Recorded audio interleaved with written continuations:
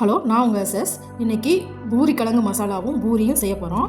அதுக்கு ஒரு குக்கரில் தேவையான அளவு உருளைக்கிழங்கு எடுத்துக்கோங்க. அது முழுகிற அளவுக்கு தண்ணி ஊற்றி ஒரு ஸ்பூன் சால்ட்டு போட்டுக்கோங்க. சால்ட்டு போட்டு குக்கரில் 3 விசில் வர வரைக்கும் வச்சுருங்க. அப்புறம் ஒரு பாத்திரத்தில் தேவையான அளவு கோதுமை மாவு எடுத்துக்கோங்க.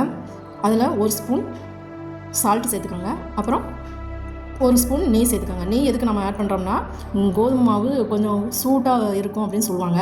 அந்த சூட்டை தணிக்கிறதுக்கும் ஈஸியாக ஜீரணமாகிறதுக்கும் தான் நம்ம ஒரு ஸ்பூன் நெய் சேர்க்குறோம். சேர்த்துட்டு கொஞ்சம் கொஞ்சமாக தண்ணி சேர்த்து நல்லா பிசைஞ்சுக்கோங்க. நிறைய தண்ணி சேர்க்கக்கூடாது, கொஞ்சம் கொஞ்சமாக தண்ணி சேர்த்து நல்லா பிசைஞ்சுக்கோங்க.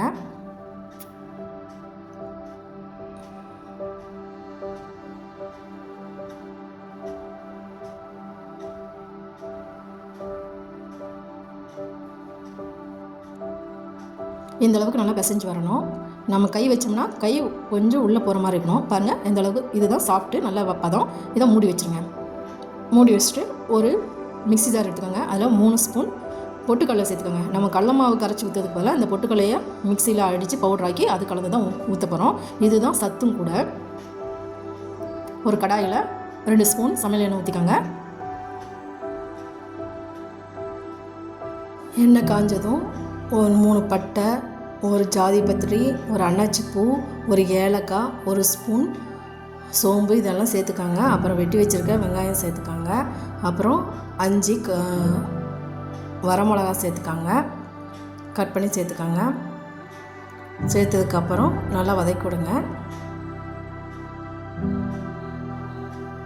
வதங்கினதுக்கப்புறம் இஞ்சி பூண்டு பேஸ்ட்டு சேர்த்துக்காங்க, ஒரு ஸ்பூனு.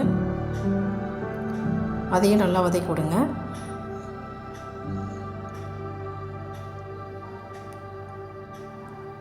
வதங்கினதுக்கப்புறம் 2 தக்காளி வெட்டி வச்சுருக்கேன், அதையும் சேர்த்துக்கிறேன்.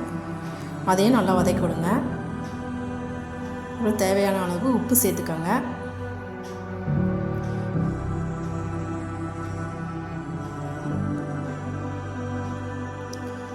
அரை ஸ்பூன் மஞ்சத்தூள் சேர்த்துக்கோங்க. 2 கொத்து கருவேப்பிலை சேர்த்துக்கோங்க. நல்லா வதக்கி விடுங்க.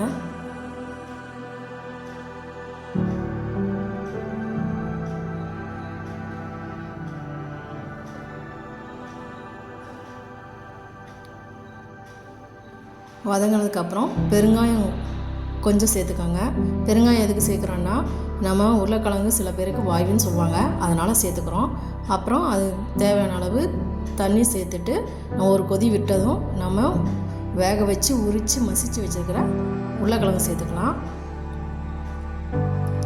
உருளைக்கிழங்கு சேர்த்து ஒரு கொதி வந்ததுக்கப்புறம் பொட்டுக்கடலை மாவை தண்ணியில் கரைச்சி அதையும் சேர்த்துக்கலாம். இதுதான் இந்த மசாலாவுக்கு திக்னஸை கொடுக்கும், அதனால் சேர்த்துக்கோங்க. சேர்த்துட்டு ஒரு கொதி வந்ததுக்கப்புறம் வெட்டி வச்சுருக்க மல்லி இலையை தூவி இறக்கிட்டால் சூப்பரான மசாலா ரெடி. அப்புறம் பூரி மாவை தேய்ச்சி பூரி எண்ணெயில் போட்டு பொரித்து எடுத்துடலாம்.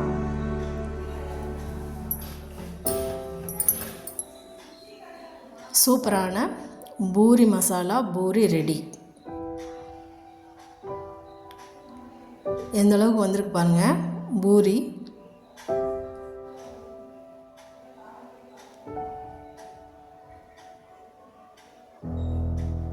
சூப்பரான puri masala ready. Thank you for வாட்சிங். பிடிச்சிருச்சுன்னா சப்ஸ்கிரைப் பண்ணுங்கள், லைக் பண்ணுங்கள், கமெண்ட் பண்ணுங்கள். தேங்க்யூ.